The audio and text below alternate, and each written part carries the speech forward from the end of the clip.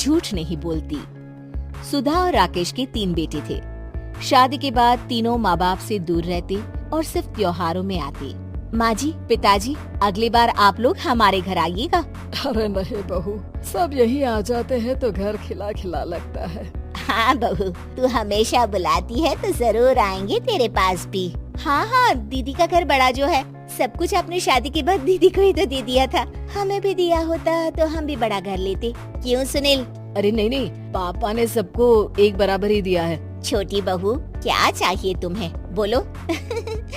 वो आपके सोने की चेन वाली घड़ी है ना, वो अगर आप मुझे। तभी वहाँ मजली बहू भी आ जाती है। और मुझे ना आपका मंगलसूत्र कितना लंबा, सुंदर और भारी भी है। अरे हाँ हाँ, तुम दोनों को ही दूंगी बहू, चिंता न करो। चलो अब खाना लगाओ, खाना खाया जाए। सभी मिलकर खाना खाते हैं कि पड़ोसन आ जाती है।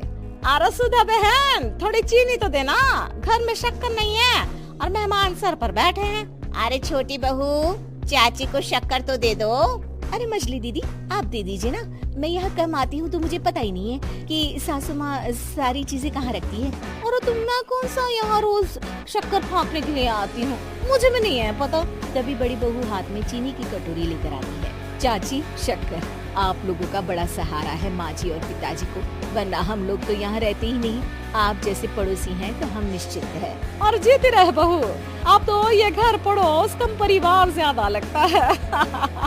सुधा अपनी बड़ी बहू को देखकर बहुत खुश रहा करती थी। वो उससे अक्सर घंटों बात भी किया करती, लेकिन दोनों दूसरी बहुओं का भी वो समझती थी कि शायद छोटी है, वक्त आने पर संभल जाएंगी। समय आ जाता है जब सभी को वापस जाना होता है। माँ जी, हम लोगों की फ्लाइट पहले है, हमें इजाजत दे। वो सास के गले लगकर चली जाती है। थोड़ी देर बाद छोटी बहू कहती है, माँ जी, मैं ना ये सोफे के कवर और चादरें ले जा रही हूँ, यहाँ तो ऐसी ही पड़ी रहेंगी। हाँ हाँ बहू, ले जा। और कुछ चाहिए तो बोल। और तो चाहिए बहुत कुछ, पर चलिए कोई बात नहीं, अगली बार ले जाऊंगी मैं। ऐसे ही मंजली बहू भी घर का बहुत सारा सामान ले जाती है। सभी के जाने के बाद सुधा राकेश से कहती है, घर कितना सूना लग रहा है ना। हाँ, और खाली तुम्हारी दोनों बहुएं सब बटोर गई। अरे ठीक है ना, हम दोनों ही तो हैं, कितना सामान लगेगा।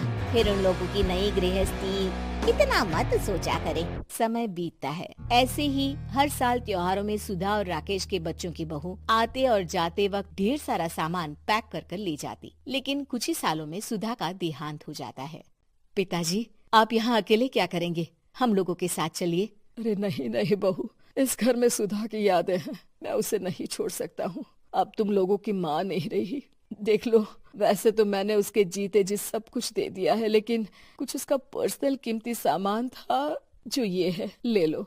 सामान में होती है एक घड़ी और एक मंगलसूत्र। माँ जी ने कहा था कि वो ये घड़ी मुझे देंगी। हाँ हाँ पिताजी, माँ ने सबके सामने ये घड़ी सरिता को देने के लिए कहा था। उठा लो सरिता माँ की घड़ी। अब क्या था, छोटी बहू फट से घड़ी उठा लेती है। और पिताजी, ये मंगलसूत्र तो माँ ने मुझे ही देने को कहा था, याद है ना। वो सभी की ओर इशारा करती है। तू भी ले ले ये हार बेटा, कोई बात नहीं। मंजली फटाक से हार उठा लेती है। ससुर बड़ी बहू की तरफ देखते हैं। तुझे क्या दूं बेटा? पिताजी, माँ ने एक चीज मेरे लिए भी रखी है। सभी के कान खड़े हो जाते हैं कि आखिर सास ने क्या रखा होगा बड़ी के लिए। अरे माँ जी तो दीदी से प्यार भी ज्यादा ही करती थी, हमेशा उनसे बात किया करती। जरूर कोई बड़ी और अपनी प्रिय चीज दी होगी दीदी को। और देख लेते हैं ना, वरना तो हम भी बराबर का बंटवारा करेंगे। हाँ कर लेना बंटवारा, लेकिन बड़ी बहू बताओ तो, सुधा ने क्या रखा है तुम्हारे लिए? अभी तो हम लोग यही हैं पापा जी, जब जाने लगेंगे तो बता दूंगी। बड़ी बहू के मुंह से ये बात सुनकर बाकी दो बहुएं सोचने लगती हैं कि आखिर क्या है जो दीदी को सासू माँ देकर गई हैं। दीदी, ऐसा तो नहीं ना कि पूरे घर का आधा हिस्सा माँ बड़ी भाभी को देकर गई हो? तभी वहाँ ससुर आ जाते हैं। नहीं, ऐसा कुछ नहीं है। मकान तो तुम तीनों का बराबर से है। देखो, बड़ी बहू से तुम्हारी सास ज्यादा जुड़ी थी, न जाने क्यों घंटों बात किया करती थी। पता नहीं क्या देकर गई है उसे। और ससुर जी, आपको क्या पता, चालाकी से पूरे घर के पेपर में साइन करवा लिए हो, या फिर कोई छुपा गहना। आखिर मकान पूरा तो आपने सासू माँ के नाम ही कर रखा था ना। अब घर में ये सस्पेंस बन जाता है कि आखिर बड़ी बहू क्या लेकर जाएगी। फिर वो दिन भी आ जाता है जब बड़ी बहू के जाने का समय हो जाता है। बेटा, परसों तुम चली जाओगी, बताया नहीं, माँ ने तुम्हें क्या दिया? घड़ी और हार जो बेशकीमती था और तुम्हारी सास को सबसे ज्यादा प्रिय था, उसका तो बंटवारा भी हो चुका है। अब तुम्हारी बारी। हाँ पिताजी, आज मैं ये बात बताने ही वाली थी। माँ ने मुझे उससे भी बेशकीमती चीज दी है और वो है आप। आपसे अधिक प्रिय उन्हें कुछ नहीं था। माँ चाहती थी कि आप मेरे साथ रहें। चलिए पिताजी। बेटा, मेरे पास तो कोई पेंशन भी नहीं है और ना ही कोई प्रॉपर्टी। लेकिन आपके पास संस्कार है पिताजी, जो मेरे बच्चे आपसे लेंगे, तो आपको ले जाने पर स्वार्थ ही है मेरा। चलिए ना पापा। सभी के सामने पिताजी बड़ी बहू और बेटे के साथ उनके घर चले जाते हैं।